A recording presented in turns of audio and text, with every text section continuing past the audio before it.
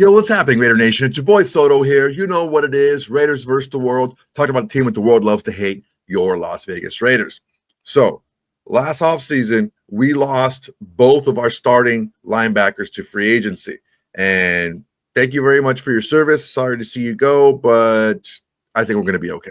I think everyone in Raider Nation was thinking, okay, who's out there that has good productivity in the past, still is young, and he could play the position, and it has a tie to the GM or the head coach. And Devin White popped up right away. I did a video on him saying why we should get him, what his issues were, where he went, and it kind of just fell into place. So Devin White fell out of favor in Tampa Bay for a couple of different reasons. Number one, he was young and, did young guy things. And maybe he was given a position in the defense that wasn't suited to his skill set. He's a downhill player, man. He likes going forward. He's good in coverage, but that in between where he has to do a lot of reading and stuff like that, that's really not his strong suit because he likes to see and attack. And sometimes he can get fooled and he gets really out of position. But there's a couple of things that really hindered that movement and his ability since he left the Tampa Bay Bucks. Now, he signed with the Philadelphia Eagles last offseason and didn't really get too far. He got beat out by Nakobe Dean, and he just kind of floundered from there. He got released. He got picked up by the Texans, and he just never really was right. And you take a look at it, and you're like, okay, what was the issue? Did he just not know the system well? Was he just kind of pouting because he bounced around a little bit? Was he injured? And a lot of people don't know this, but he was dealing with an injury, and it's a foot injury that he was dealing with. And the thing about foot injuries, that they're a little funky because, they're not – sometimes they're not debilitating, so you can still go out there and do the things that you normally do, but you don't really do them at the same level. And when you're playing in a sport like the NFL, where just the slightest little difference makes a huge difference on the field, that's what was going on with Devin White. He had some injuries he was dealing with and he needed to rehab a little bit more. He didn't play a lot when he was with Houston. He got hurt there as well and kind of flared up. He comes up with the Raiders. He does a lot of his, rehab here after he was signed, and he's looking pretty good. Now, they did sign Jermaine Pratt, and one of those things that you take a look at when you take a look at who's going to start, it's probably going to be Pratt and Roberts, but that doesn't mean that Devin White is not going to play a big role in this defense. I still think he's going to play a really big role with his ability to rush the passer, his ability to play in coverage. So we're going to take a little bit of a look at Devin White's presser. But before we do, I want to make sure everyone please like, comment, and subscribe to the video. It's the next way to support the channel. It's absolutely free to do. And it's the bare minimum you do support the channel besides doing absolutely nothing, just watching the video, which I do appreciate. All right, let's get to Devin White. That kind of rhymed it a little bit. All right, guys. Devin, it seems to me watching you that you're moving like you used to. Are you? Was it just a case of getting healthy and now you are? Yeah, I think a lot of it was, dealt with some things in my foot that was kind of very triggering and trying to play through it. And, man, it just took a lot of rehab to, just get back to myself. But now I'm able to just be myself and just have fun. Okay. Devin, what made you want to come here to Las Vegas? John Spytek, number one.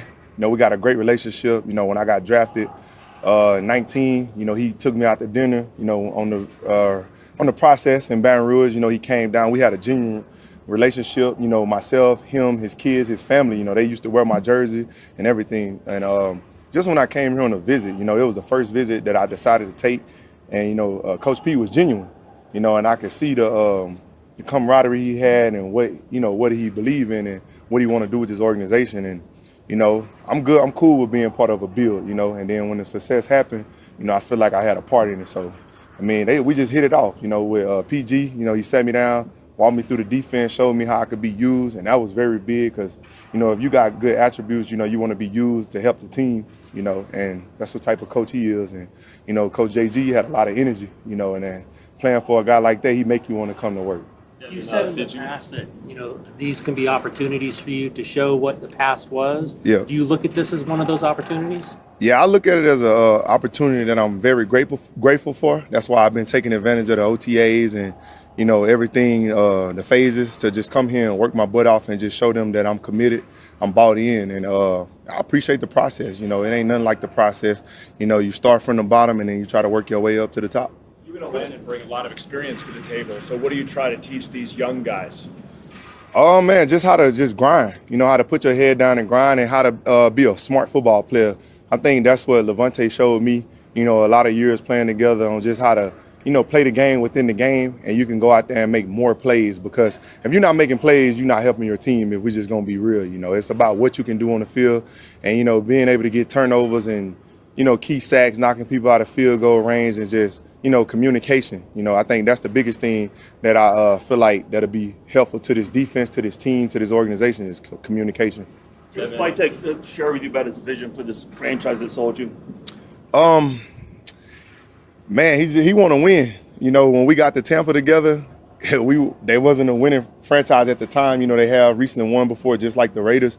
And, you got to bring in the right people. You got to bring in like-minded people. And I think that's just all what he's trying to do is just establish that identity, and that starts with the head coach and the GM, and you go get players that fit them, and I think that's what they've been doing. And, I mean, you got to take it a day at a time, Rome wasn't built overnight. So, we just finished some good practices, but we got to go reset and we got to keep working so when we come back, we can pick up where we left off. Do you think people have forgotten what you are? Nah, I mean, that don't matter. I don't really care what nobody think. I accomplished a lot in life and I still got goals to hit. So me reaching my goals, they'll find out, and they'll remember. They're going to say, okay, all right. What goals do you have? What do you want to prove at this point in your career? Just prove that I'm a leader. I'm still a leader. I can have a high impact on the team, even in the community as well. Just showing I'm a good person, I got a good personality. I'm a team favorite, all my teammates like me. They know they're going to get the best out of me. Them the main goals, and just also, just going out there and playing to that all-pro Pro Bowl level. If that's not why I'm playing the game, then I shouldn't be out there. So I can put that on Front Street is what I'm trying to do, and that's just be the best I could be. And I'm surrounded by a bunch of guys that can help me be the best that I could be, because it's 11 men on the field, when we go into war on defense. So those guys going to make me better, and I'm going to make them better. To your Super Bowl win, you got that game-sealing interception against Patrick Mahomes. How does that make you feel coming into this division, knowing you're going to get the opportunity to face him again? I mean, we had some good battles with him. I think we played him 3 times. They beat us 2, but we ultimately, got the good one. I got a lot of experience with him, just chasing him around. I was a spy in the game. I got to chase him around, and that was fun. Only thing I didn't get to do was playing Arrowhead. Every game was in Raymond James, so now I get to go back and forth, and it could be, a real good competition because, he's a great quarterback to play against, and I think he makes you rise up to the level of competition that he's going to play at. So, man, that was one of them games where you want to really, really play at your best because it's best on best, a good quarterback, good linebacker, going at it, making checks at the line of scrimmage, just trying to, beat one another, but within the game.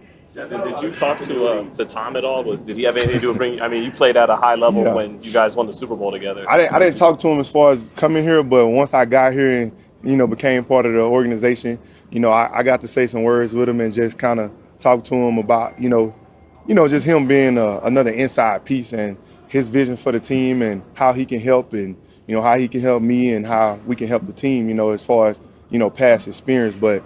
Other than that, man, I'm focused on the guys in the building. I'm glad that Tom is doing really well, especially being an owner and stuff. Like I seen him in the locker room for 3 years and one of the best guys I ever been around, the best quarterback I ever seen. So it's good to have a little knowledge from him, bringing it to this organization. It's early on in the process, but what would you assess, the defense and how you guys are all kind of coming together? I think it's fun. I think PG do a good job of putting everybody in position to make plays. And that was one of the biggest things that we talked about. And, it could be a lot of smoke until you get in the building. But he was like, it's not just, some coaches, this is my scheme, y'all going to run it. He really put players in position to do what they do best. So he's been standing on his word, and I've been loving it. And I think anytime we got a problem, you can go to him. You can watch extra film with him. He don't mind. He watched ball all day. He could tell you everything before you could tell yourself. And so that's the good thing about him. He cares. Having a defensive coordinator that cares about you, cares about all the players, man, that's a winning program right there. saw you guys make some big plays on defense today, especially. It seemed like you were really spirited out there. What's that camaraderie been like so early building it? Yeah, I mean, you got to be the Energizer Bunny. Somebody got to do it. You know, if I'm making a play or they making a play, you want to be hype, you know, and that's always been my MO, you know, just get the guys in the game and then everybody feed off one another energy. And even the other day we watched a video with Steve Nash on just how he was always high-fiving guys, bringing guys together. And it's just like a electricity, you know, it's just static, just run through the organization. So I'm going to make sure that I bring it, you know, and hopefully they'll feed off my energy and they'll bring it. And when they're not bringing it, I can pick them up and vice versa, you know, because every day not going to be my best day because it's really hot out here. So you got to make sure that you in shape. You got to make sure that you hydrated and that you stand above level. You've always been known as an energy guy, but what's it like to have Maxx Crosby on your team too? It's going to be hard. It's going to be hard because I swear to God that I never seen nobody with no stopping them. You know, and, you know, for him to be coming off an injury and out there with us every day, I'm talking about going full speed, like all out, like it's going to be hard, but I'm up for the challenge. And I told him that once I first signed, you know, obviously us being in the same class and knowing each other, I told him to push me, you know, get it all out of me because I know you give it every play. You know, that's why you set the standard of being, you know, one of the best in the league, if not the best at his position. And, you know, that's what I'm trying to get back to is just being at the top of my position. So it's good to have guys like that in the building. Ashton named you as the guy he would challenge in a slap fighting contest. First of all, I assume you embrace that smoke. I mean, but you probably enjoy the trash talking aspect of things getting in a guy's head, I imagine. Yeah, my guy Darren Taylor, he shared that with me this morning, and that's crazy. You know, I make it hard on him. You know, but at the end of the day, man, he got a lot of weight on his shoulder. You know, being drafted 6th overall, that means he's coming in to play a great role in this organization on the offense. So man, I do what I do. I told him, bro, I was in a division with Alvin Kamara and Christian McCaffrey for 4 or 5 years, and they brought it. So I'm just, you know, sharing nuggets with him, you know, kind of teaching him how to get open on his routes and what to do and what not to do and what we look for as far as when we guarding backs. But if he can tell you he had no catches on me, so none this offseason. So that just tell you who up, and he better be ready for training camp. But we ain't going to do no slapping each other. I got kids. Outside of the defensive line, there's not a lot of continuity on the defense. A lot of newcomers like yourself after a busy offseason of departures, and it's a new coaching staff. So what's the sense of urgency like right now in minicamp to get this defense figured out? I think we're doing a good job as far as getting the defense figured out, man. We got great coaches. You know, they break it down for us. We meet together, you know, the front end and the back end, and all together is one. The front end and the middle linebackers, we meet with them some just to all be on the same page. We do a lot of walkthroughs. You know, just for instance, I had a question. We did a walkthrough, and we got a combination called box, but I didn't know how they wanted to run it. So we walked through it today before practice. We got it in practice, no catch. So it's just, you know, just being able to talk it out with them and just be on the same page. I think everybody is willing to learn and not trying to know it all because it's new for everybody. You know, it's not, oh, I know this defense, even though they played for PG, it's new perks within the defense. So even a guy like Maxx, he has to learn the new stuff, and I'm learning everything new. But it's similar coverage that I ran, you know, with my prior team. So that's what makes it easier as far as middle linebacker. Any thoughts on Amari Gaynor so far? Man, that guy worked extremely hard and he talk a lot. He worked extremely hard and he talk a lot, but he will help this team with his energy and, you know, his dog mentality. All right, guys. Thank you. All right. Nice to meet y'all. Great little presser, man. Great little segment here, getting to know Devin White and just the way he thinks. You take a look at the dude and you see that he's maturing, right? You see a lot of the things that you saw towards the end of his Tampa Bay Bucks tenure. You know, guys like Warren Sapp calling him out, take his captaincy away from him and all this stuff, dogging plays and all these things. And it's like, you got to learn from things like that, especially if you want to stay in the NFL. And I think that with a coaching staff that we have here and players surrounding him, he's not going to be looked at to have to be a leader. Now, can he still be one? Of course. Of course, he can still go out there and be a leader and show leadership qualities, but he's not being tasked with doing that. You just do your part, do the same thing everyone else is doing. This is why it's so important as a head coach in Pete Carroll to instill that energy and that work ethic into all your coaches, because it pushes straight down into the players. So everyone sees everyone else working hard, and everyone sees everyone else learning, and everyone sees everyone else pushing each other. And if you don't do it, you're going to stick out, right? So when he pushes Ashton Jeanty to the point where, jokingly, Ashton Jeanty says that if you want to play power slap with somebody, who would it be? And he says Devin White because he talks too much. Well, if you're getting in Ashton Jeanty's head, that means you're making plays, right? So it's a really good thing, and it's a really great point that Devin White said. He played in a division against Alvin Kamara and Christian McCaffrey. So it's like these are guys that Ashton Jeanty's been kind of compared to as far as his skill set goes. So if Devin White can give him some tips like, hey, man, this is what they did against me, this is how I defended them, this is going to be a good thing for everybody involved. And having a guy like Devin White pushing everyone around him and asking like Maxx Crosby to push him, it shows me that he's really growing. And with those physical tools that he has, man, I think it's going to be a great addition to this defense.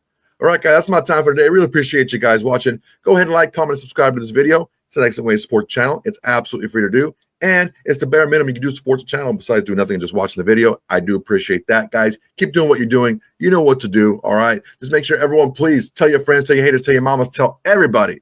Raiders versus the world's greatest and going to Raider Nation today. All right, guys, that's my time. Till next time, everybody. Peace. Hey, Raider Nation. Thanks for watching. There's plenty more where that came from. Go ahead and smash that like button. Drop a comment. Make sure to subscribe and share to all your socials. It's the bare minimum you can do without doing absolutely nothing.